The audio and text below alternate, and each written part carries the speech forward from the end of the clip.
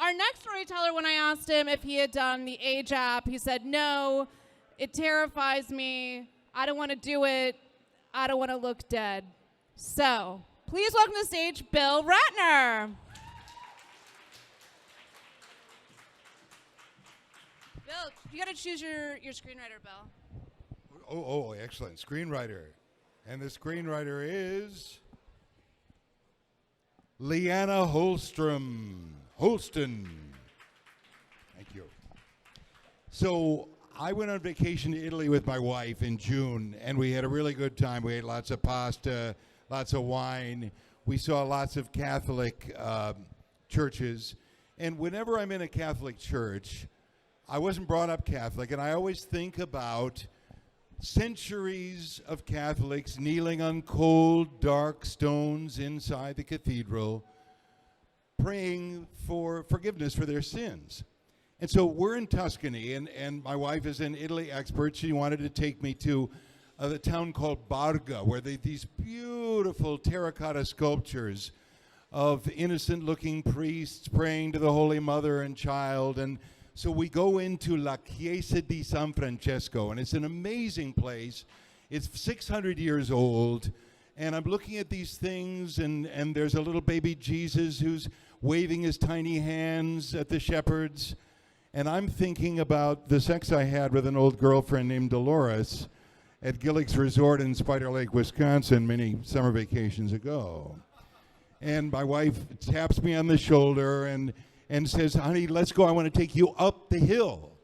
And up the hill was this huge fortress-looking cathedral called Il Duomo de San Cristoforo. It's gigantic, and it just towered over everything. And there weren't very many tourists over there. And so we went in, and it was empty, and it was dark, and it was dank. And my wife kind of wanders up to the altar. It's a huge, huge empty cathedral. And next to the altar on the wall is this big electric junction box. And suddenly the lights in the cathedral snap on. It's like the sun had suddenly come into this church. And I said, honey, what are you doing? It's gonna be like Notre Dame. You're gonna burn the place down. They're gonna kick us out. And she said, read the sign. And so I go over there, and there's a sign on the wall in Italian and French and English, and it says, for light, insert €2. She obviously had inserted €2.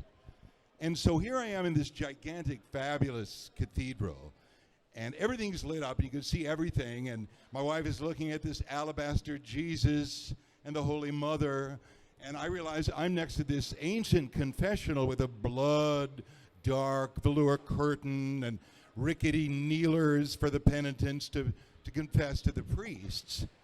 And I'm wondering if Dolores really loved me.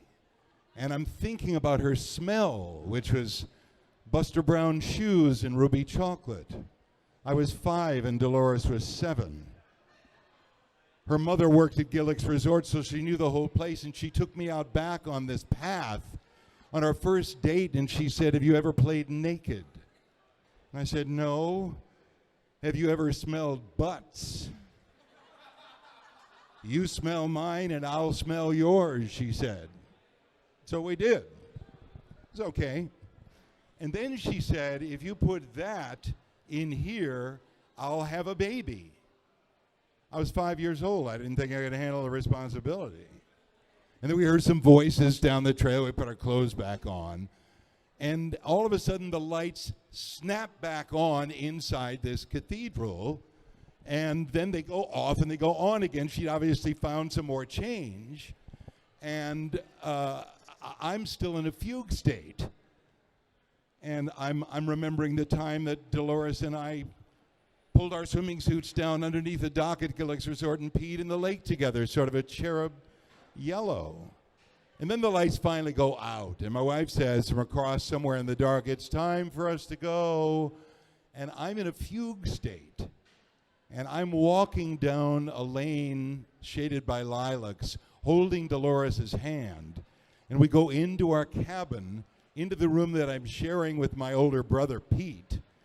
And we take our clothes off, She lies down on my bed. I lie down on top of her in the coital position, my small fevered member bobbing like a cork. And the next thing I know, I'm staring up into the face of my older brother, screaming, "Put your clothes on, I'm going to tell Mom!" And Dolores disappears, and I spend the rest of the day dragging myself around, feeling like a dead man walking. And the next morning, my mother wakes me up, and she's sitting on the bed, and she says, "I know that you and Dolores are very good friends, and that's okay." And I'm thinking, I'm not going to be punished? I've been forgiven? I mean, my mother is like the Holy Mother Mary of God. And then she said, "But I'd like you to play with the other kids for the rest of your time here at Gillick's instead of Dolores." I don't care about the other kids. I wanted to be with Dolores. This is the worst possible punishment. So I thought. 3 years later, I'm a camper at Camp White Earth. I'm in a sailboat in the middle of White Earth Lake with 3 teenage boys. They drop the mainsail, they drop anchor, and they lean in, and one of them says, "Tell us about Dolores." I've been betrayed by my apostate brother. He's Judith. I'm Jesus Christ. And so I start confessing. I tell them everything about playing naked, about sniffing butts. And they want more. And they lean in and they say, "Tell us about Dolores, or we're going to tip the boat over and you're going to drown." And now I'm St. John the Baptist, and I'm about to lose my head. Well, forever after that day, at the mall, at a baseball game, at school, some boy my brother's age would come up to me and say, "How's Dolores?" Now, my wife and I ended up having a great time on our vacation, and I didn't tell her about Dolores until now. Thank you. Boy, give it up for Bill. Give it up for Bill's wife, who just heard that story for the first time.